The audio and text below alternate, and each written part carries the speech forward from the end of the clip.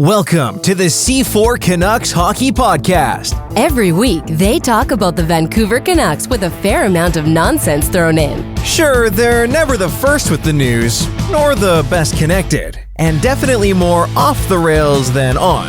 But they've been talking puck the longest, and that counts for something, right?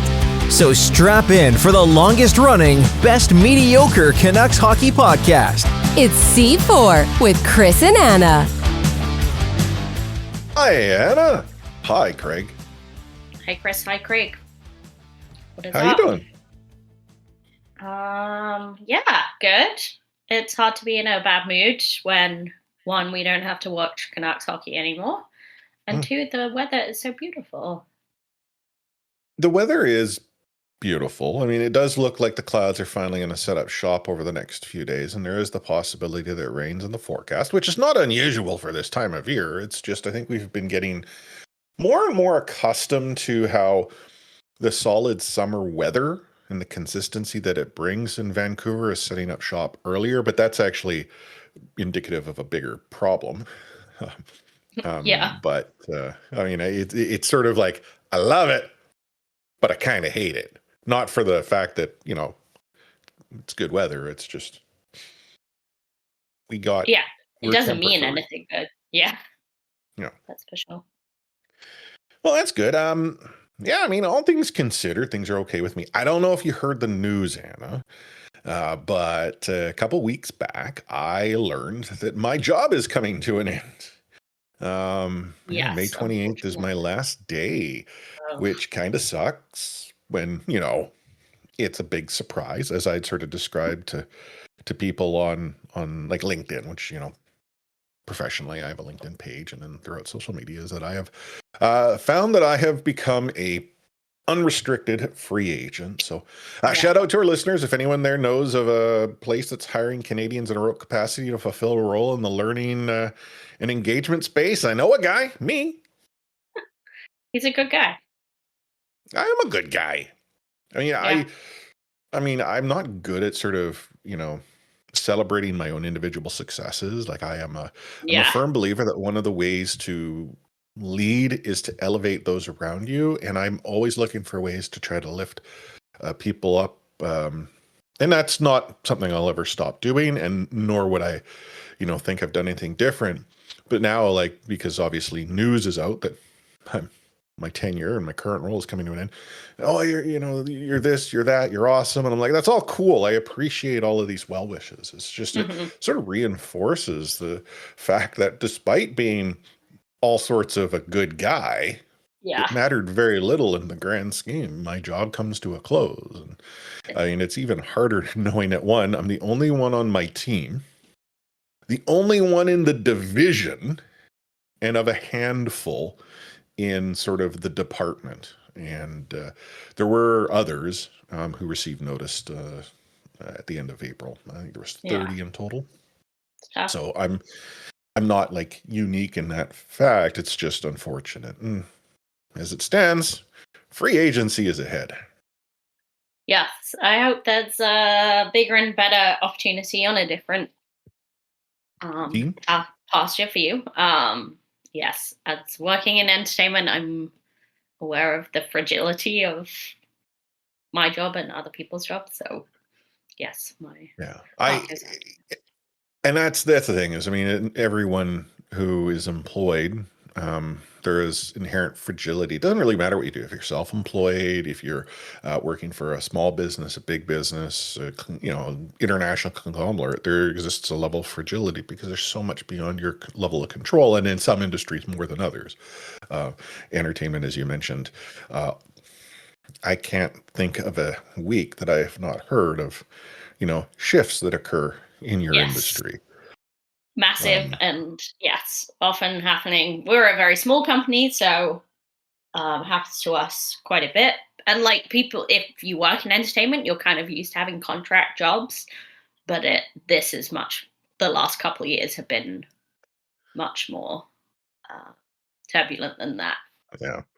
Well, and that, you know, sort of as you're describing, like I came out of telecommunications and tech, both of which are going through some turbulence of their own. But when I came out of tech last, I went into the public sector with the belief that there is stability that exists inherently in the public sector, in the service of people. And I still believe there is some modicum of stability. I just happen to work in a particular space where some instability was introduced suddenly for reasons and beyond my control, and it just unfortunately happened to impact me. So it is what it is. I mean, as I sort of shared again on social media, because that's all I do, I'm incessantly online. I dropped that quote from the movie Rocky Balboa, where Sylvester Stallone is talking about it's not how hard you can take a hit, it's how hard you can take a hit and get back up. And that's sort of what I'm thinking. I'm looking and moving forward. And then as I'd sort of shared with my team, I dropped the Ted Lasso quote, barbecue sauce. You're going to have to do that one more time. Barbecue sauce. Okay, sure. You have to, if you watch Ted Lasso from start to finish. Yeah, which I did not. I dropped off in the second season. It carries big meaning, and so for me, I mean, also believe. I mean, it's a theme throughout Ted Lasso, so believe. Yeah, and I'm psyched that season 4 is dropping this summer. Yes. Did you know this? Are you going to watch season 4? Are you going to skip and just suddenly drop into season 4 and wonder why is this so different? Yeah, I don't know. I don't think I need to watch it. No offense. Anna, I don't know. This podcast is over. The first season a lot. But yeah. And I could sort of get over all the inaccuracies about England, life in England and English football. I could get over that because I was enjoying it, but second season I was starting to get bored, so the inaccuracies started to annoy me. Well, if the inaccuracies were annoying you in season 2, I can't imagine how season 3 would have leveled the field. So they did film part of season 3 in my friend's house. Oh, in your friend's house? Yeah, I mean, it was. Does she live in Richmond? Yes. Does she support the Greyhounds? No, because they're not real. And like Richmond, I mean, it's just such a tiny thing, but Richmond is like the furthest place that would have a football team because it's so middle class. The citizens of Richmond right now are all up in arms. Our listenership is dropping as you speak. Yeah. It's just football is such a working class sport, so it would not start in a place like Richmond. Anyway. Well, I mean, okay. I know we're way off the rails, but it's off the rails. How would it be like the football pyramid in the UK has a metric ton of different levels, and there are club teams that are competing, and these club teams that just sort of form because a bunch of guys get together, or girls. I mean, again, it exists on both sides of this gender spectrum. And it rises. There's teams that have moved from the community on up. Like it is. Yeah, but Richmond isn't Richmond isn't a community. It was a royal palace. Like it's a brand new community. Like it's less than 100 years old. So. Oh well, I see. So this is the thing: is I knew the city that I used to live in here in BC, Richmond. Carried a name from the old country. Yes. I wasn't aware as to its reference. It's like I now live in a community called Surrey, which again, reference from the old country. So, okay, well, I stand corrected. That's not to suggest the palace did not have a pitch that they could play on and a bunch of people. I mean, Henry VIII was too busy probably hunting deer, so you don't want to start a game in the middle of that. Yeah, it'd be awkward. I'm just thinking maybe C4 should put together like an association side in the UK system, and let's work our way up the pyramid. I mean, that's the beauty of it. You can do that. Right? And we'll get our supporters can contribute not only to our show, but to the success of whatever this C4, soccer or football side would be called. I guess I have to embrace the word football more frequently if we were supporting in an association club. You would. Yeah. Anyhow, let's talk hockey. So the Vancouver Canucks, as we are recording, still have yet to name a general manager and or maybe more. We'll get into that. The hot rumor with the Golden Eyes is that Brian Adolski could potentially be finding another job. So, we might touch on that. And then obviously there is playoff hockey happening both in the NHL and the PWHL. We'll probably touch on that. But I think probably the big news since we last recorded was the NHL Entry Draft lottery has happened. And while both Vancouver teams had a grasp on the first overall pick-ish, it depends on how defined the tight grasp happened to be. Like the Golden Eyes, they had it, death grip. The Vancouver Canucks, pinky. And yeah, we'll get into how that pinky was not sufficient in the grand scheme of things. So why don't we do that now and dive into Rewind. Going into the NHL Entry Draft lottery, I had resigned myself to the fact that the Vancouver Canucks were likely going to drop. Like they weren't going to get first overall. Like again, Vancouver Canucks fans understand we don't get good things. Yes. We don't get nice things. It is just not something we are entitled to. And again, going into that draft, I just presumed we'd be lucky if we hold on to second. We're probably going to get third. And then I started watching it. And watching the real-time odds. Yeah. And for a brief 10 minutes, because that's how long it takes to grab 4 balls out of a little, whatever heck machine. Whatever heck, yeah. Yeah, ball machine. I don't know what they call these things. You had, 1 or 2 commercial breaks to build the suspense.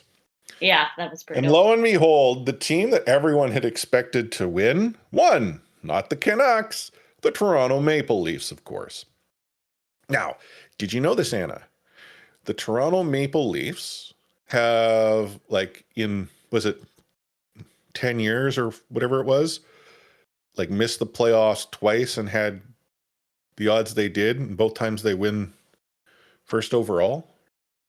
Yeah, but actually, it turns out Toronto are the downtrodden ones because they haven't won a cup since the 60s, so, Well, yeah, the Vancouver Canucks haven't won a cup since the 60s either. Yeah, exactly. Okay, we won a team in the 60s, but yes. Point remains. Yeah.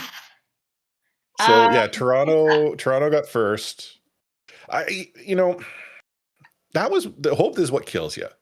Those 10 minutes, I'm like, what the hell? I thought for a chance, because the odds, at one point, I think the Vancouver Canucks had 68.6% or something like that. Because every time one of the balls dropped, it showed the odds. And then they take this distinct pause and commercial break, and they show you, here are the balls that can come out as to which Vancouver will get going into the last one, they didn't have that, it wasn't 66 point something, but it's then really good odds. Vancouver needs these ones to come up. This team, and then it's no number. So I'm in my mind, yeah. And then it's not a Canucks number. Crap, Leafs. Oh, what the hell? Fix. Yeah. I'm not one to suggest there's conspiracies in the NHL. No. But gosh darn it, if I didn't go get the Alcan out of the drawer and fix myself a hat. Yeah. It was one of those ones, it's just obviously it's just chance and all of that, but Canucks losing after the season they just had, losing the draft lottery to the Maple Leafs is just an extra kick in the nethers. Yeah.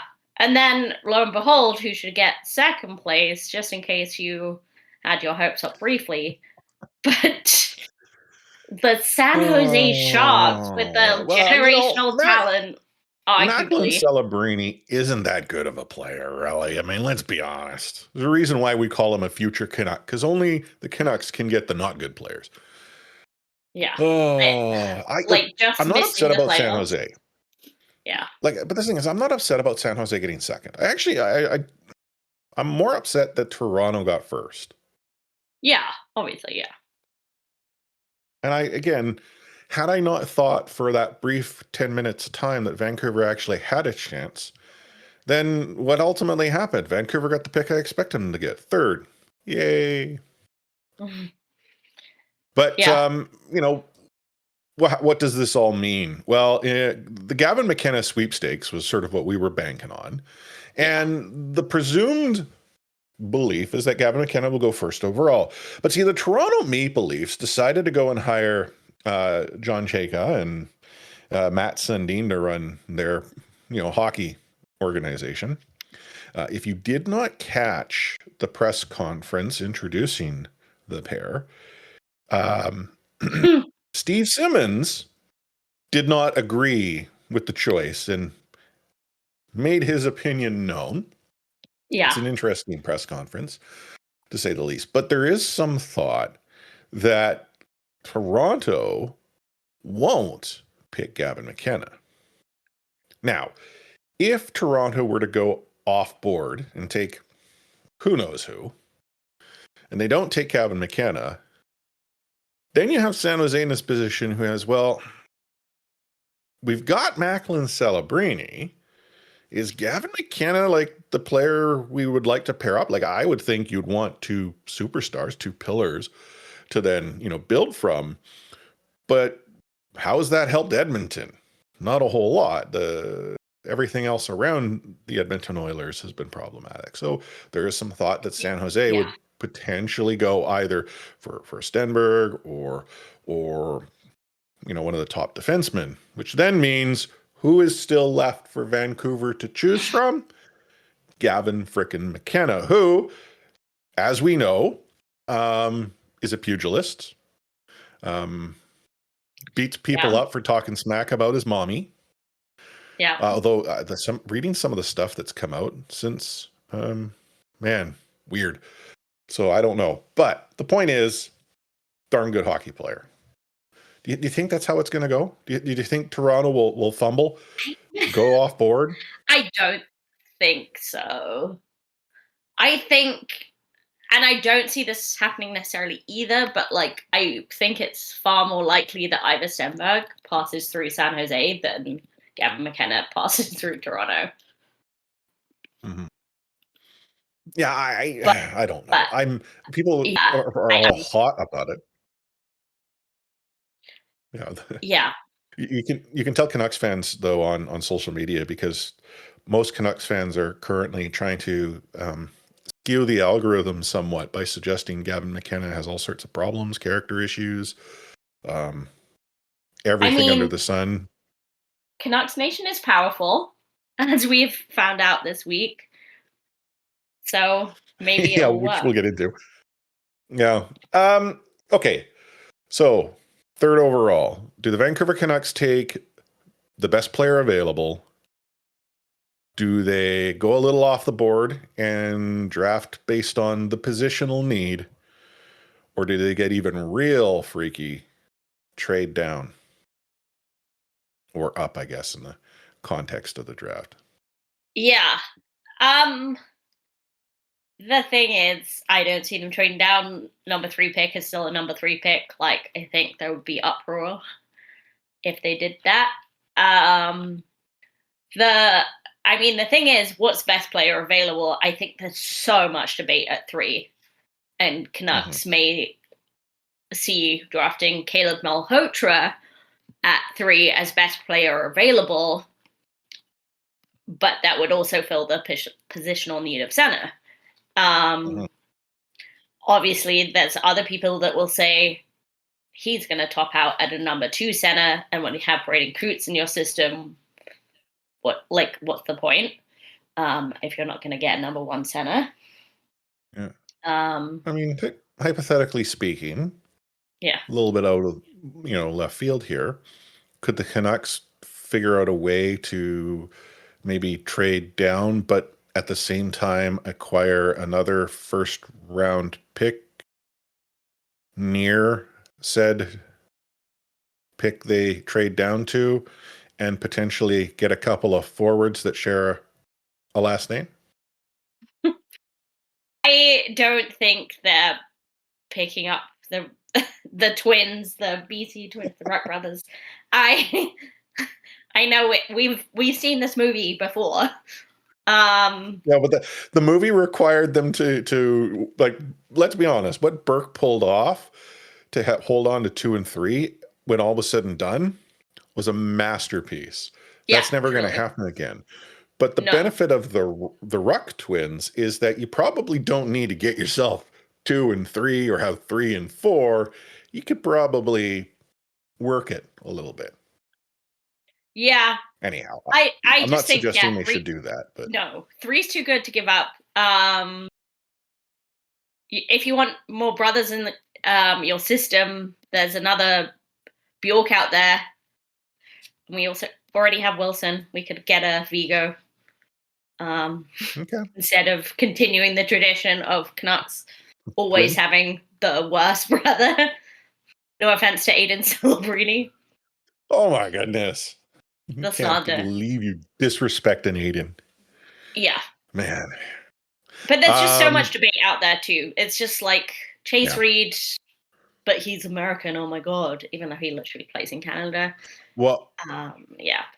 Well, but I mean, I actually do subscribe to some theory that right now that when you look at an American-born player, there are some question marks within the current geopolitical climate. I'm not saying it's not, it's you make your choice around it, but I do think you have to inform yourself because we're seeing more and more American-born players want to go back to the south side of the border. I mean, yeah, I think if you're playing in Canada, it's different. He's not in the college system, he's in the OHL, and I believe he has some Canadian family. Also, yeah, it's the NHL. Even the Canadians are Trumpies, so I don't know how much you can control that. Yeah. Anyhow, yeah, no, I don't know. I'm like if I was forced to choose, I'd probably take a Caleb Malhotra. I do know that in getting the kid, you lose the dad. Like there is just no way. That's the thing. Manny can be head coach if there's the potential that his son is under him. Like I believe crazy. They're professional, but it's just you don't create a situation such as that. It's just a difficult spot for both to be in. Yeah, obviously, Rob Brindamore's kid is in the Carolina system, but I think it was selected in the 6th round. He's had one game for them, something like that. And everyone thought that Josh Doan was a massive reach just because Shane Doan was in the Coyotes exec, the front office. And then, Josh Doan has turned out to be great and playing key player for Buffalo. So what do we know? But yeah, I do see that those things are tied together. That you can't have a number one prospect and your head coach be related. Yeah. There was news that the Vancouver Canucks were going to have a press conference post NHL Entry Draft lottery. Everyone thought we're going to learn who the GM is. No, we learned that Jim Rutherford is going to be stepping down from his role as president of hockey operations after the NHL Entry Draft, and he will remain with the organization in the role of a senior advisor and alternate governor with the team. Now, with that news, there are some who suggest that Rutherford sort of announcing that then was a mechanism of suggestion that he maybe didn't get the guy he wanted on the top of whichever 3 lists that might be used at any given time.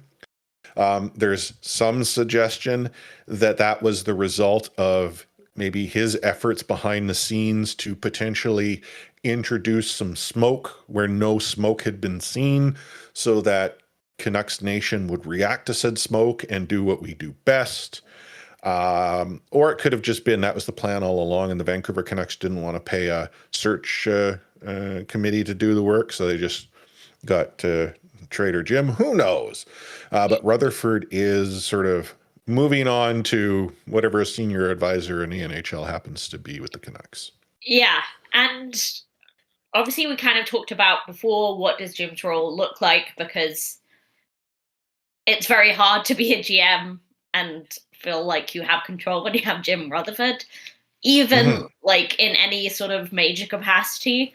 But him being an advisor who lives in the States, like I believe he's moving to live with his to Carolina to live with his kids. So it's like, I don't know how much he's going to be present and it's a phone call away. Yeah, putting in his like I'm sure he'll help as much as he can, but like I don't believe he'll have a huge say in everything, which I do think is important. Like he needs to not be, front and center. But yes, it does beg the question: do we have a new president of hockey ops, or do we not? Yeah, do we not? Do we have a vice president of hockey ops with no president, which is like weird because anyhow, it's the Canucks. Yeah.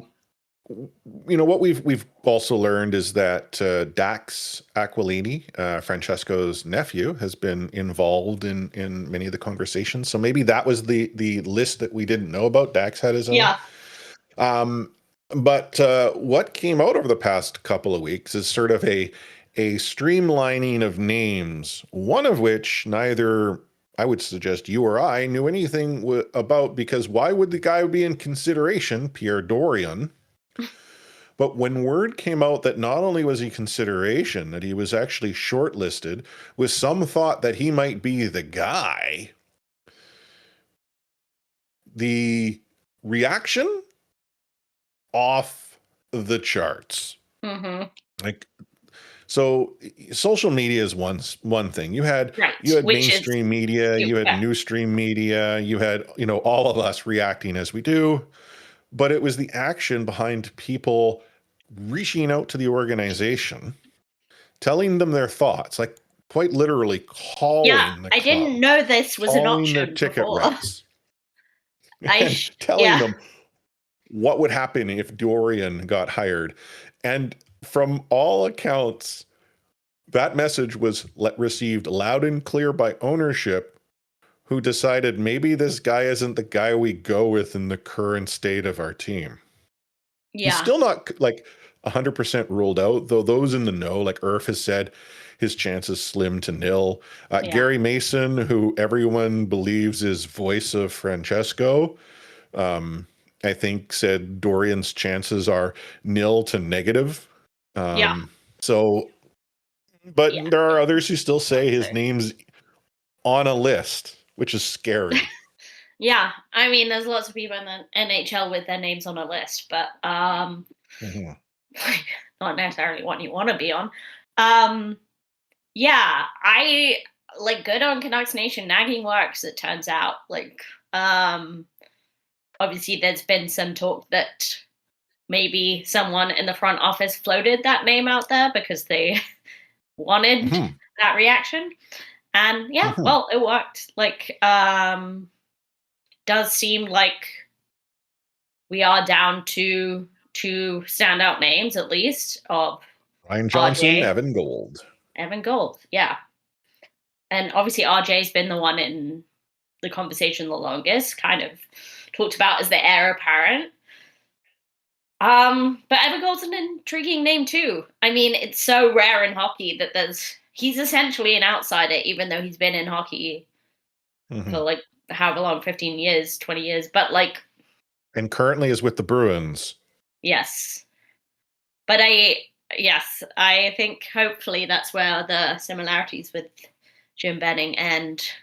But coming like from a sports, like he was an intern with the Capitals. I just think that's incredible that he's worked his way up and sort of accumulated this knowledge along the way. So he's definitely intriguing.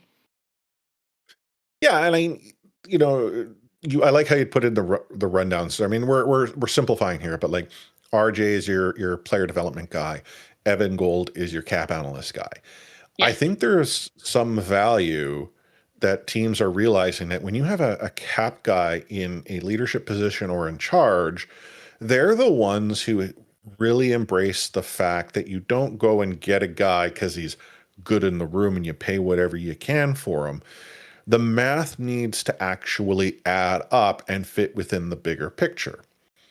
I would love to see a world where, let's say, Evan Gold and Ryan Johnson collaborated because, I think there's some benefit with having both. I don't know what that world would look like. Yeah. And I have to imagine if Evan Gold were to be named, we have to presume Ryan Johnson is likely going to get phone calls. Like, it's apparently semantics as to whether or not the Vancouver Canucks said no to Nashville. But you don't give Ryan Johnson the job that he's been groomed for. I don't see a world where you can then deny permission to talk to him should other teams come call. And I don't think they would. I will say, I think the ideal is get you a guy that can do both, but I don't see that being the two of them, because especially if you're RJ, like, why would you stick around? And if you have a goal, why would you stick around?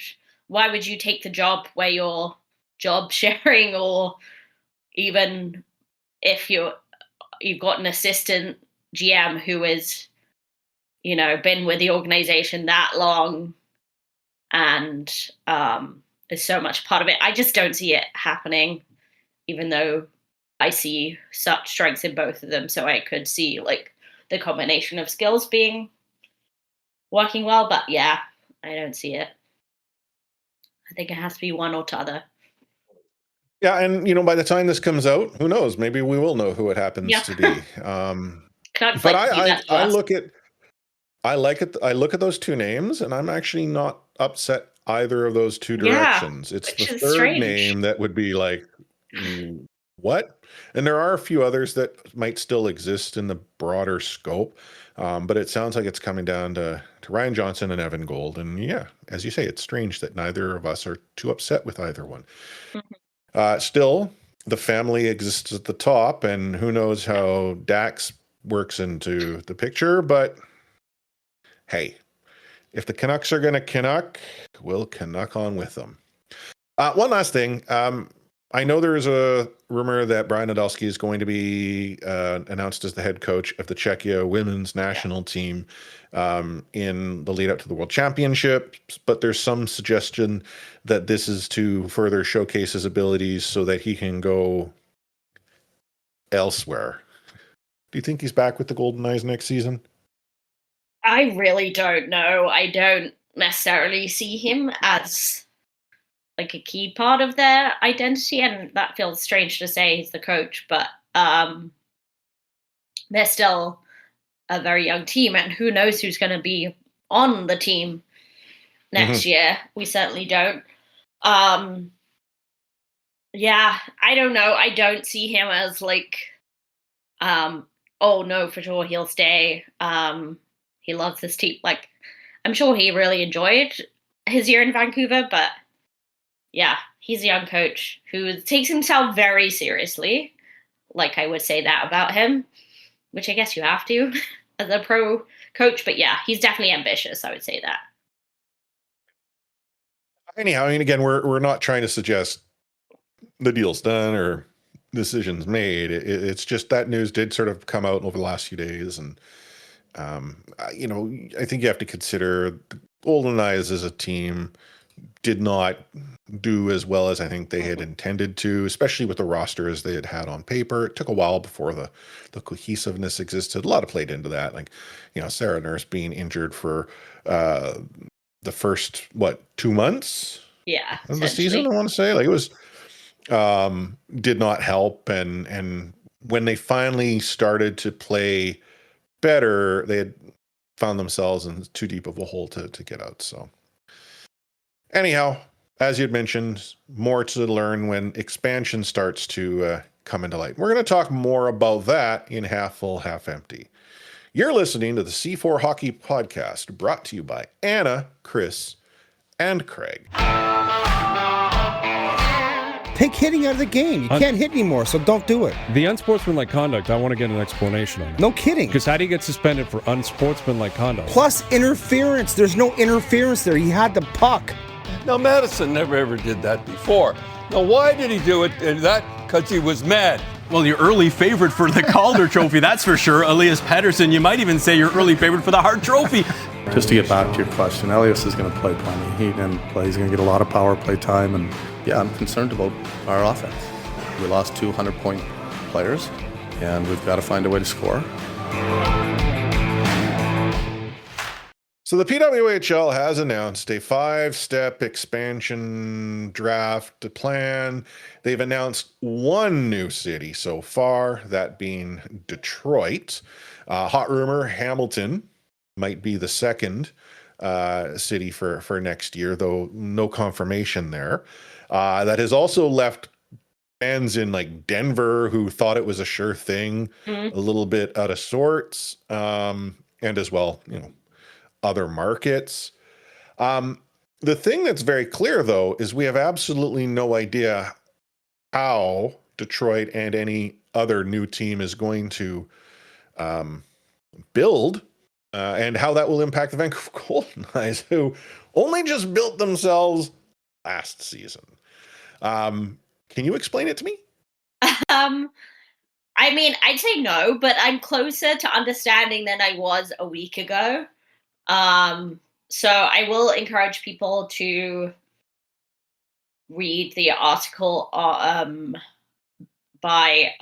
co-written by our friend Maya on the 9 Sports. That's 9 with Roman numerals. And listen to their podcast where Maya tries to explain it. And I say tries because it's so complicated. Like we said, there's 5 stages, and I won't go over it in detail, but I will try and say, like, the emphasis is meant to be more on player choice, so giving the players a bit more power. Basically, the first phase is kind of where the expansion teams are not involved. They can negotiate with players, but essentially the first phase is for existing teams to re-sign their players and protect 3 players. And then the second phase is where the expansion teams will release their target list. So these target lists are kind of important because that's the players they can negotiate with, and no one else. And they do have a limited number. Now, maybe it's 1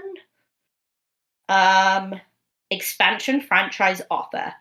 That's basically the only offer where the player wouldn't get a choice. They would have to come to the expansion team, but they can pick the length of their contract, and they're guaranteed $100K a year for those offers. The other offers, which are foundational player offers, that is non-binding. So that is an offer of a contract to a player. They can choose whether to go or not. The idea is that the expansion teams get up to 5 players in this phase.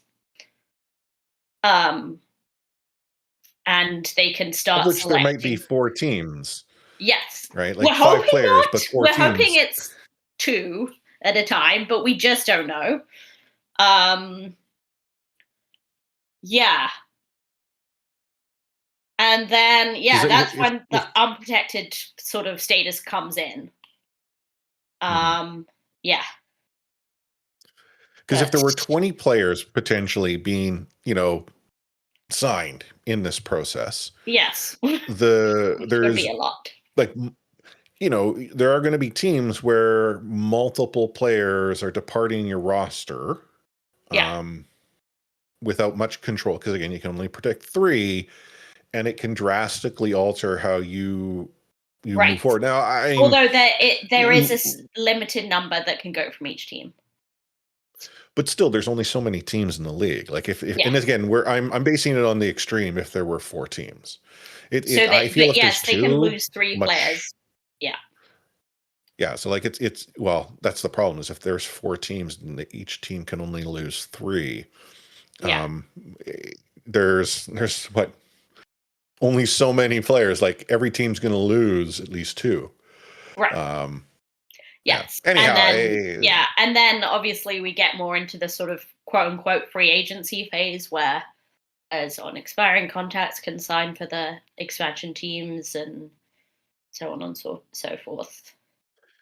I get it. Like it's a small league. It's got to build up. It's just it's hard when it's building up season after season after season. Yes. And obviously we understand that the point is that when these 4 teams are added, that they will stand pat for at least a good while. But as of this current time, it's hard. Yeah. Okay, so Detroit guaranteed. Hamilton, hot rumor. You think Hamilton is a sure thing? No. Although, I mean, it seemed pretty sudden last week, but then by the time those kind of rumors were coming out about Detroit, that was when we heard Detroit was confirmed right away. So if we don't hear about it next week, then I think we have to, really. Like, we're coming up on a month away from the draft, and we have to enter 4 of these 5 phases before the draft. So, yeah. So my thought is that, let's say it's Detroit and it was Hamilton. You've still got 2 teams out west who are alone. And that's where I find it would be odd that you wouldn't announce Denver or an Edmonton, just to name sort of 2 Western-ish. Even if the plan was to put Denver or Edmonton in the year after next, and that was pretty sure thing, like, the PWHL loves to keep people on tenterhooks. Let me put it that way. I think the truth is more likely to be that they don't have things sorted out. But for a single ownership league, it is kind of crazy how much they have to scramble to organize stuff. So yeah, the fact that we just don't know who's even likely to be with the Golden Knights next year. It's a bit crazy to me that our team could look completely different next year, and we just won't know that for a little while yet. We'll know that when we go to the home opener and see our new roster on the ice. Oh, it is what it is. Postseason in full swing here. So let's actually stick with the P-dub. So excuse me. Matchups, just to remind everyone, were the Frost and Victoire and the Charge and the Fleet. The games, from the few that I've picked up highlights wise, have been pretty darn exciting. Definitely playoff hockey in the PWHL, but I'm going to concede straight off the bat. I'm such a biased local sports fan that when my team is out of the postseason, as far as I'm concerned, the league is done. Like, I have not watched, maybe more than passively, NHL hockey or PWHL hockey. Like, it would have to sort of be on, and there is absolutely nothing else to take my attention away. So you got anything you can contribute here, Anna? Because anything I would say would just be... Well, I mean, first of all, I will say it's interesting. Ottawa beat Boston today to progress to the World Cup final, and super interesting after such a dominant regular season from Boston. Obviously went to second OT, but it really shows that it's what happens in the playoffs counts. Montreal and Minnesota played. Did they play today? This is no, they didn't. They played on Friday. They played on Friday, and that was game 4. So that was tied at 2. I somehow got confused. They're playing tomorrow. Or today, as you're listening to this. That's the final game. So we'll see if we're going for Montreal or Minnesota in the final. Obviously, the other issue that we've seen come up in the PWHL playoffs is a very familiar one to us. It's player safety. I don't think it would be a stretch to say an enemy of the podcast, Britta Curl on the Minnesota Frost, whose opinions we do not agree with, but whose stellar play we also do not love to watch. She's one of the dirtiest players in the league. That's just that goes without like saying, really. Like, and I don't think I'm being a homer or even letting my opinions cloud that. I think there's a few players who are also there are up there. players who ply their craft at professional leagues who are masters of the dark arts. Yes, and that's a reality. One of them. But Britta Carl was suspended for a game for a hit to the head. She has been suspended 4 times now in the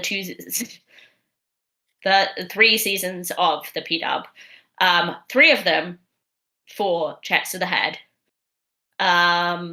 So yeah, that's what we're dealing with. And yet, it was still only a 1-game suspension. If you've seen the hit, it was predatory. It was dangerous. I know some people say that a playoff game is more than a regular season game, but to me, that shouldn't matter when you're a repeat offender. You're a dangerous player. Like, you're repeatedly doing the same stuff. Like, clearly the lesson is not sinking in, so the punishment should get worse. But unfortunately it did not. Star player, new league. Yeah, although, like, I mean, star player, she scores sometimes. She's not like a complete, I'm not saying that she's a goon, but she's certainly not the most entertaining player we've got in the league. Yeah. Oh, anywho. It would be cool if Montreal wins because you got an all-Canadian Walter Cup final that way. Would be cool, and like, yeah. Poulin and Laura Stacey, like, they're fun players. I mean, both married to each other, which is cool, but also just really fun to watch. Laura Stacey's hat trick the other day was very cool. So yeah, I think I really would say I've watched hardly any of Ottawa this year, so if I will be interested in this final. So yeah, if you want to tune in, you're in Canada, going to have to watch it on Prime. I believe it's actually being broadcast by Fox in the US, and then everywhere else is a little bit different. But YouTube seems to be a likely option for anyone outside of Canada. Unfortunately, can't watch it up this way on the YouTubes. NHL playoffs. So let's do just a quick run through of what's transpired in the first round. Colorado got past the Kings 4-0. Minnesota beat Dallas 4-2. Vegas beat Utah 4-2. Anaheim beat Edmonton 4-2. Haha. Buffalo beat Boston 4-2. Montreal beat Tampa 4-3. Carolina 4-0 the Ottawa Senators. And the Philadelphia Flyers 4-2 the Pittsburgh Penguins. I would have thought that we would have been in a position to talk about 4 rounds of four matchups of back and forth hockey. We're going to be seeing 3 of them possibly be that way. The Carolina Hurricanes, to suggest they outplayed the Philadelphia Flyers would suggest the Philadelphia Flyers showed up to play. And that's, to be honest, not so much the Flyers in so much as the Hurricanes. They got something cooking. They 4-0'd the Flyers. They're going to be sitting there waiting for whoever comes out of the Buffalo-Montreal series, which after tonight's events, I wouldn't shock me if that series goes 6-7 games of like slobber knocker hockey. So whoever's coming out is going to be just absolutely beat up, and then they're going to have to take a rested Hurricanes team, which maybe you think that's not a bad thing, and maybe it isn't, but I mean, they haven't lost Carolina a game. Like, looking hot. Yeah, they're looking really hot. Like, I'm still not changing my opinion.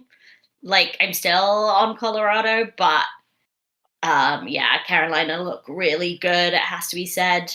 I mean, like, if I was Philly, I would still be really happy with making it, like, beating Pittsburgh in the first round of the playoffs. I think they're a bit ahead of their development curve. Congratulations. Really. Your, was it your third place scorer got 2 minutes a game or whatever because he doesn't play the game right? Yeah. I mean, Philadelphia Flyers, welcome to Talk at Hockey. Exactly. That's the thing. That's what I would be worried about as a Flyers fan. Like, I think they made it to the playoffs and won a round sooner than I would have thought. How much is the young players can Canucks won a round of Talk at Hockey. Yeah, they did. But yeah, how much are the young players of Philly going to continue to develop? I have my doubts. But yeah, obviously the West is also exciting. Colorado, like Minnesota, trading games, high scoring, all of that.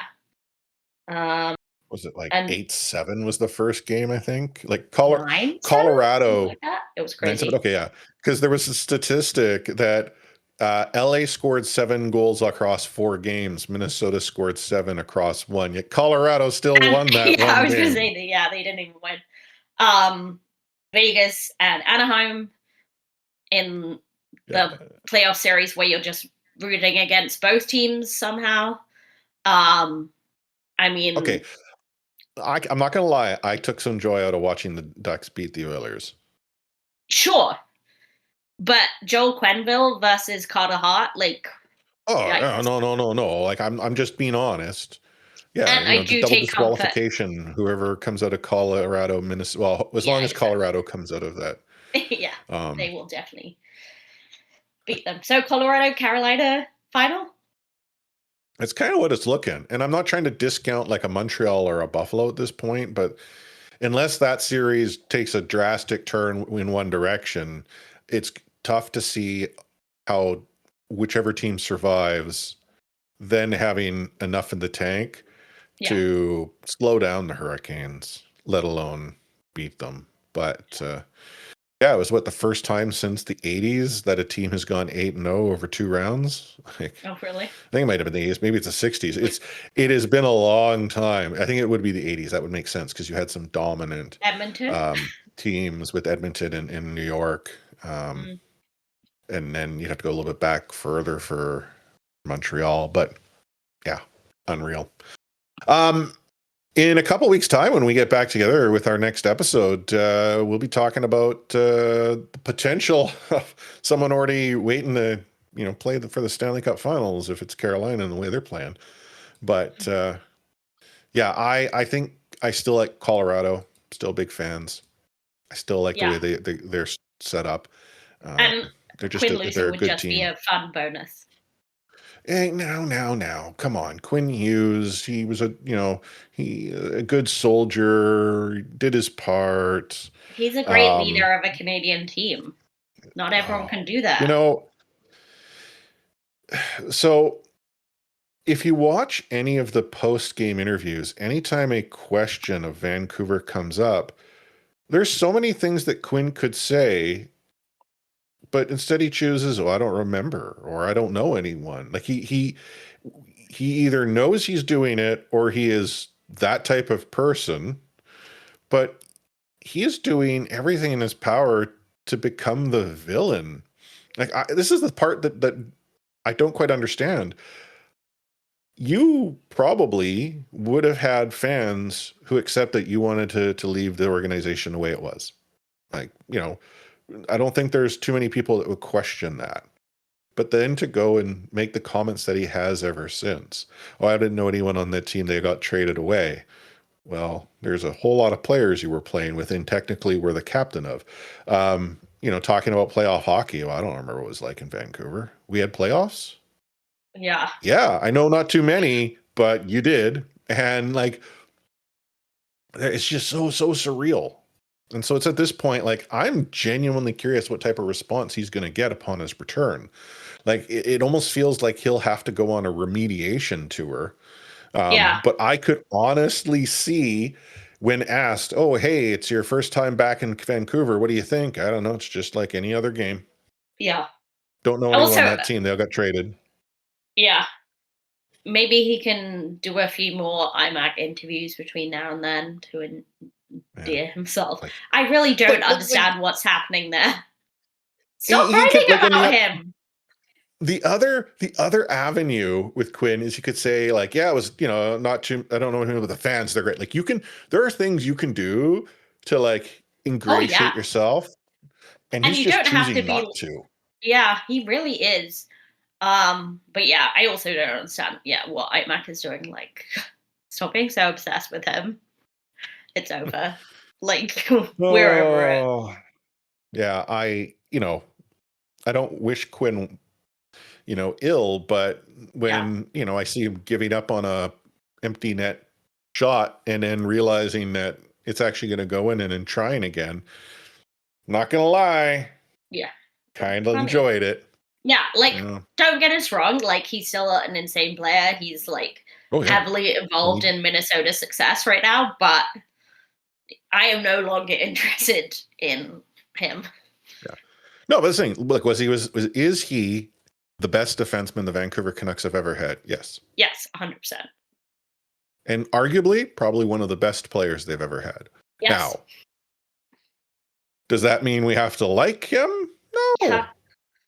Yeah, like, was he a good captain? No. And I don't think, and I'm definitely not even saying he was a terrible captain. He had to deal with a lot of stuff, but so did the captain before him, and handled a lot who better. Seemed to manage.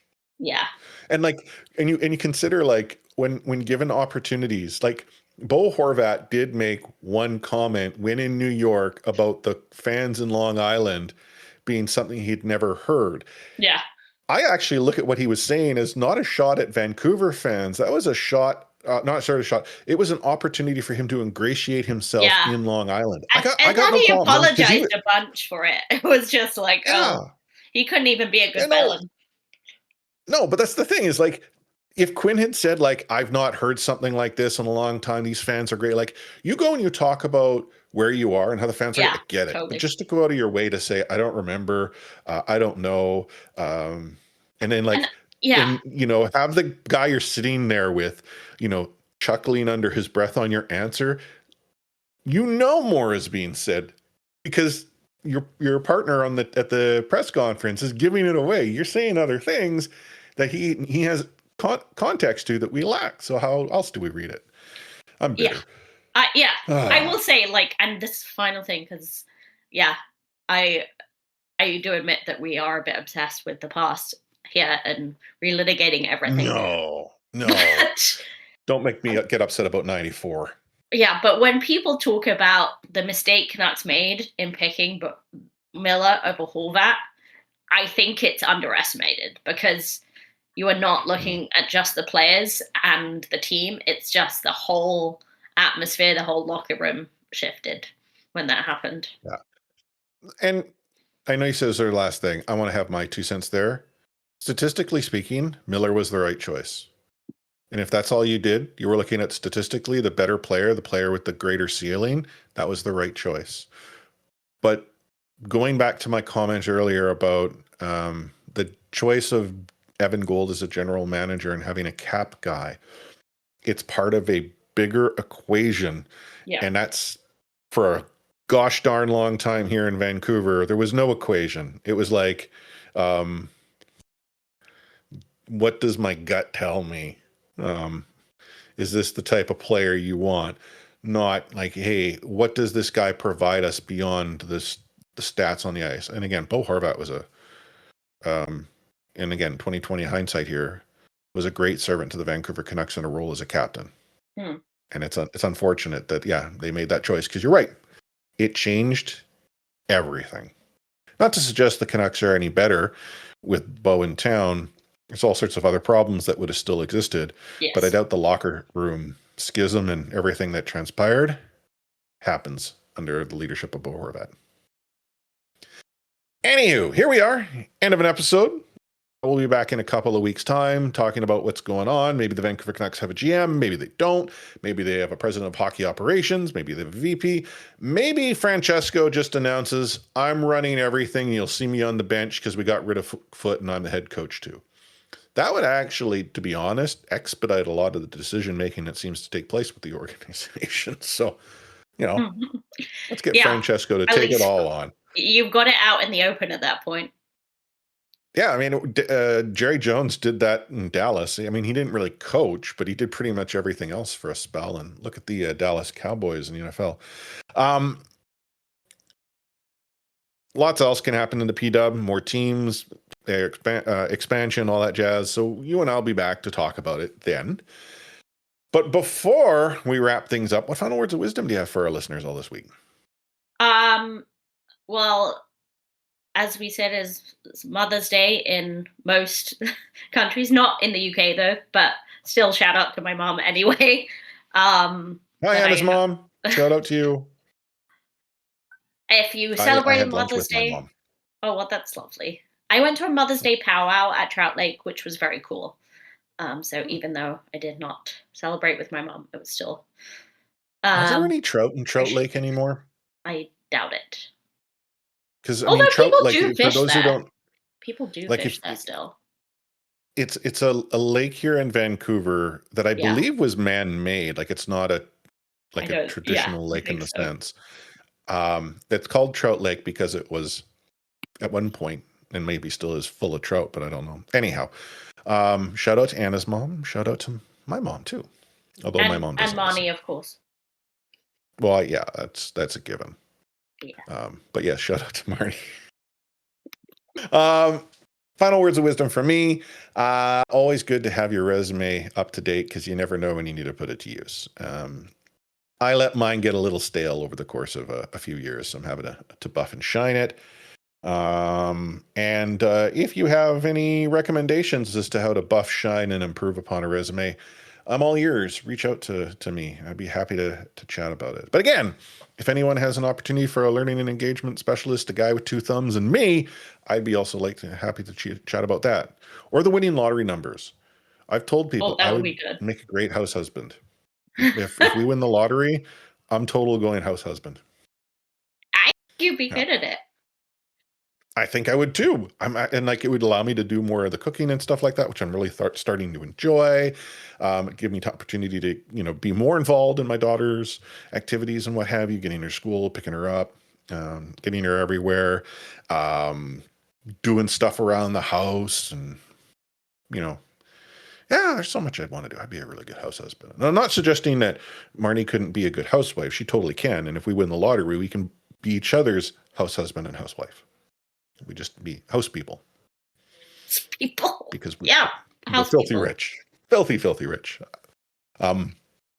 Ariel she likes this idea. And so she's like, yeah, and if you can win $1 million. And I'm like, that's probably not filthy rich. And I had to explain why. And then she's like, yeah, but you listen to that song they sing about $1 million. I'm like, well, when they wrote that song, $1 million was worth a lot more than it is now. Like, great song, though. When the Bare Naked Ladies wrote that song, yeah, they could buy a crap ton of craft dinner and eat it all the time. But when you win $1 million now, arguably that might be all you can afford on $1 million of craft dinner because inflation and whatnot. So, just saying. I'm going to see Bare Naked Ladies this summer. I'm excited. At the Peony? Yes, at the Peony. Yeah, I'm. So they're the same. I think actually.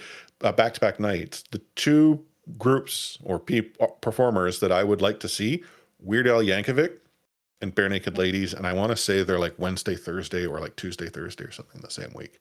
So I don't know how I'd be able to swing that. But I'm also in the position where I'm currently going to be unemployed, so any flexibility on spending cash in a discretional sense may not make a whole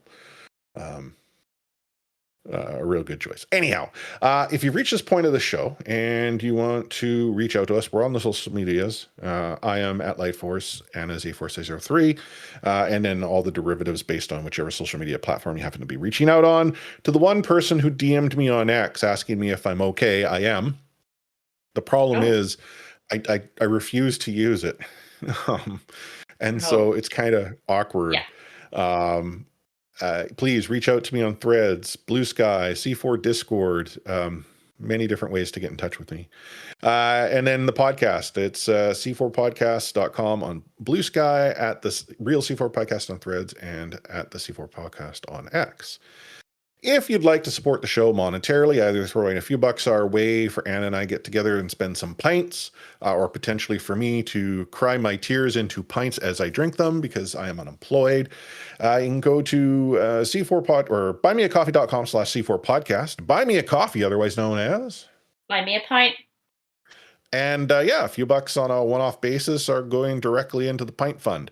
If, though, you want to help us keep the lights on and put a few extra dollars towards the show, you can support us either monthly or annually.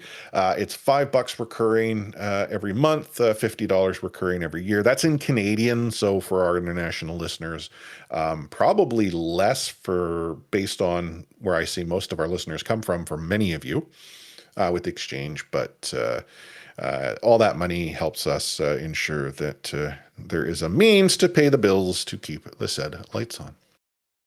But on behalf of Anna, A4-03, myself, Chris at Lightforce, and Craig, who doesn't have a social media handle as far as I know, we out.